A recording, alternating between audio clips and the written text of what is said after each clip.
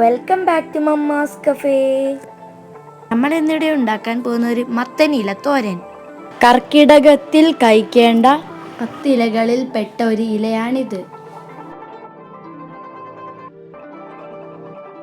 പറിച്ചെടുത്തതിന് ശേഷം നന്നായി കഴുകിയെടുക്കാം. ഇതിനെ നമുക്ക് ചെറുതായി അരിഞ്ഞു വെക്കാം. ഈ തോരനിലേക്ക് ആവശ്യമുള്ള സാധനങ്ങൾ: തേങ്ങ, പച്ചമുളക്, ചെറിയുള്ളി എല്ലാം ചതച്ചെടുക്കാം.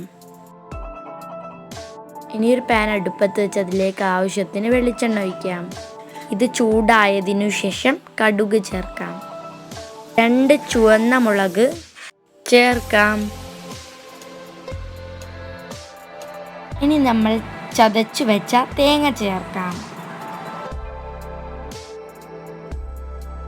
ഇനി നമ്മൾ അരിഞ്ഞു വെച്ച ഇല ചേർക്കാം. എന്നിട്ട് നന്നായി മിക്സ് ചെയ്യുക.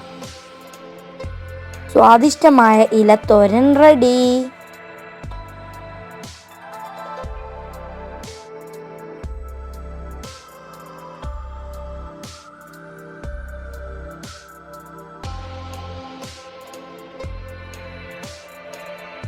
Thank you for watching Mama's Cafe. Like, share and subscribe.